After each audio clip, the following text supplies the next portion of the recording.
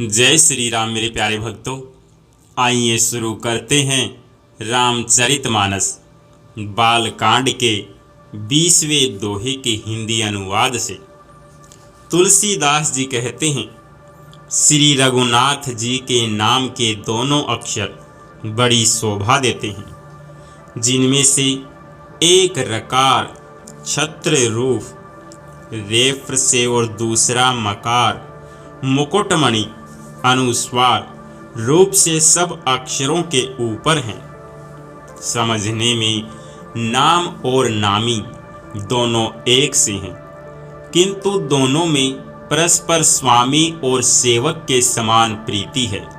अर्थात नाम और नामी में पूर्ण एकता होने पर भी जैसे स्वामी के पीछे सेवक चलता है, उसी प्रकार नाम के पीछे नामी चलते हैं।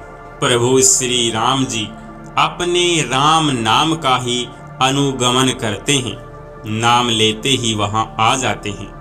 नाम और रूप दोनों ईश्वर की उपाधि हैं। ये भगवान के नाम और रूप दोनों अनिर्वचनीय हैं, अनादि हैं और सुंदर बुद्धि से ही इनका स्वरूप जानने में आता है। इन नाम और रूप में कौन बड़ा है, कौन छोटा, यह कहना तो अपराध है। इनके गुणों का तारतम्य कमी बेसी सुनकर साधु पुरुष स्वयं ही समझ लेंगे। रूप नाम के अधीन देखे जाते हैं। नाम के बिना रूप का ज्ञान नहीं हो सकता। कोई सा विशेष रूप बिना उसका नाम जाने हथेली पर रखा हुआ भी पहचाना नहीं जा सकता, और रूप के बिना देखे भी नाम का स्मरण किया जाए तो विशेष प्रेम के साथ वह रूप हृदय में आ जाता है। नाम और रूप की गति की कहानी अकथनीय है। वह समझने में सुखदायक है, परंतु उसका वर्णन नहीं किया जा सकता। निर्गुण और सगुण के बीच में नाम सुंदर साक्षी है और दोनों का यथार्थ ज्ञान कराने वाला चतुर दुभाषिया है। तुलसीदास जी कहते हैं, यदि तू भीतर और बाहर दोनों ओर उजाला चाहता है तो मुख रूपी द्वार की जीव रूपी देहली पर राम नाम रूपी मणि दीपक को रख। ब्रह्मा के बनाए हुए इस दृश्य जगत से भली बाती छूटे हुए वैराग्यवान युक्त योगी पुरुष इस नाम को ही जीभ से जपते हुए जागते हैं और नाम तथा रूप से रहित अनुपम अनिर्वचनीय अनामय ब्रह्म सुख का अनुभव करते हैं। जो परमात्मा के गूढ़ रहस्य को जानना चाहते हैं, वे जिज्ञासु भी नाम को जीभ से जप कर उसे जान लेते हैं। लौकिक सिद्धियों के चाहने वाले अभ्यर्थी साधक लो लगाकर नाम का जप करते हैं और अणिमादि यानी 8 सिद्धियों को पाकर सिद्ध हो जाते हैं। संकट से घबराए हुए आर्त भक्त नाम जप करते हैं तो उनके बड़े भारी बुरे बुरे संकट मिट जाते हैं और वे सुखी हो जाते हैं। जगत में 4 प्रकार के अभ्यर्थी धनादि की चाह से भजने वाले, आर्त यानी संकट की निवृत्ति लिए भजने वाले, जिज्ञासु भगवान को जानने की इच्छा से भजने वाले, ज्ञानी भगवान को तत्व से जानकर स्वाभाविक ही प्रेम से भजने वाले राम भक्त हैं। और चारों ही पुण्यात्मा पाप रहित और उदार हैं। चारों ही चतुर भक्तों को नाम का ही आधार है। इनमें ज्ञानी भक्त प्रभु को विशेष रूप से प्रिय हैं। ये तो चारों युगों में और चारों ही वेदों में नाम का प्रभाव है, परंतु कलयुग में विशेष रूप से है। इसमें तो नाम को छोड़कर दूसरा कोई उपाय ही नहीं है।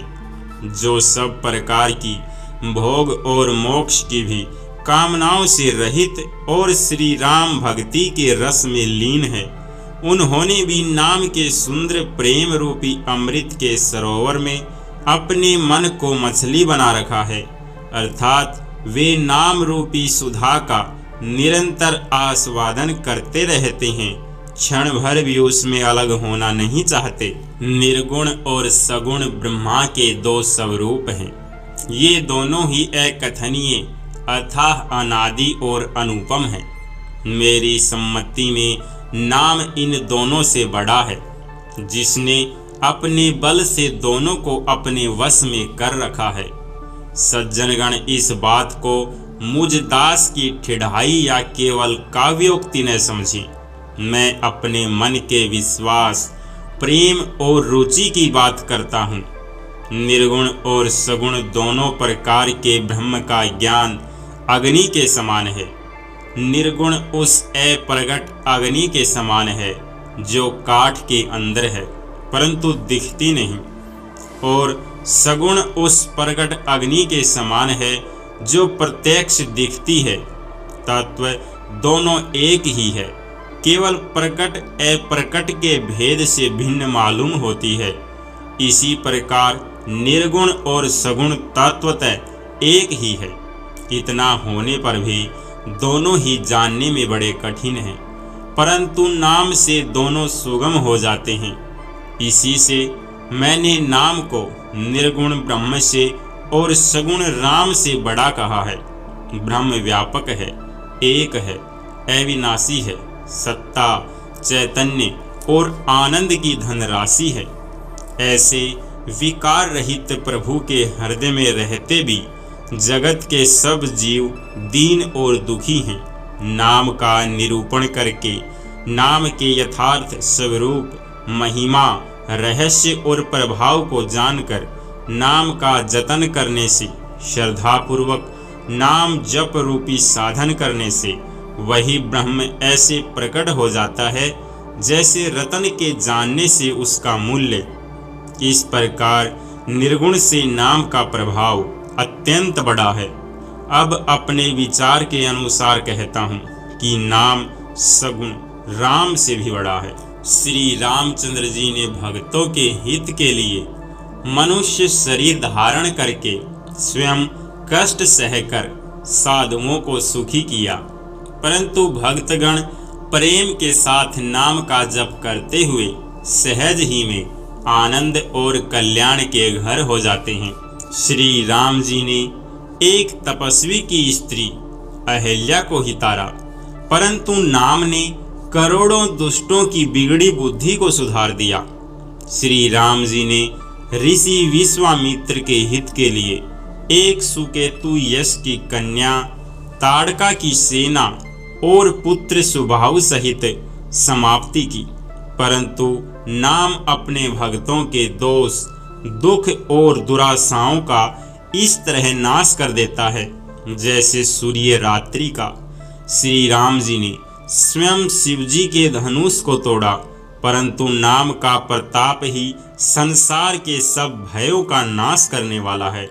प्रभु श्री राम जी ने दंडक वन को सुहावना बनाया, परंतु नाम ने असंख्य मनुष्यों के मनों को पवित्र कर दिया। श्री रघुनाथ जी ने राक्षसों के समूह को मारा, परंतु नाम तो कलयुग के सारे पापों की जड़ उखाड़ने वाला है। श्री रघुनाथ जी ने तो सबरी, जटायु आदि उत्तम सेवकों को ही मुक्ति दी, परंतु नाम ने अगणित दुष्टों का उद्धार किया। नाम के गुणों की कथा वेदों में प्रसिद्ध है। श्री राम जी ने सुग्रीव और विभीषण दोनों को ही अपने शरण में रखा, यह सब कोई जानते हैं, परंतु नाम ने अनेक गरीबों पर कृपा की है। नाम का यह सुंदर विरद लोक और वेद में विशेष रूप से प्रकाशित है। श्री राम जी ने तो भालू और बंदरों की सेना बटोरी और समुद्र पर पुल बांधने के लिए थोड़ा परिश्रम नहीं किया, परंतु नाम लेते ही संसार समुद्र सूख जाता है। सज्जनगण, मन में विचार कीजिए कि दोनों में कौन बड़ा है। श्री रामचंद्र जी ने कुटुंब सहित रावण को युद्ध में मारा, तब सीता सहित उन्होंने अपने नगर अयोध्या में प्रवेश किया। राम राजा हुए अवध उनकी राजधानी हुई। देवता और मुनि सुंदर वाणी से जिनके गुण गाते हैं, परंतु सेवक भक्त प्रेम पूर्वक नाम के श्रवण मात्र से बिना परिश्रम मोह की प्रबल सेना को जीतकर प्रेम में मग्न हुए अपने ही सुख में विचरते हैं। नाम के प्रसाद से उन्हें सपने में भी कोई चिंता नहीं सताते। इस प्रकार नाम ब्रह्म और राम दोनों से बड़ा है। यह वरदान देने वालों को भी वर देने वाला है। श्री शिव जी ने अपने हृदय में यह जानकर ही 100 करोड़ रामचरित्र में से इस राम नाम को सार रूप से चुनकर ग्रहण किया है। राम सिया राम जय जय राम, राम सिया राम जय जय राम।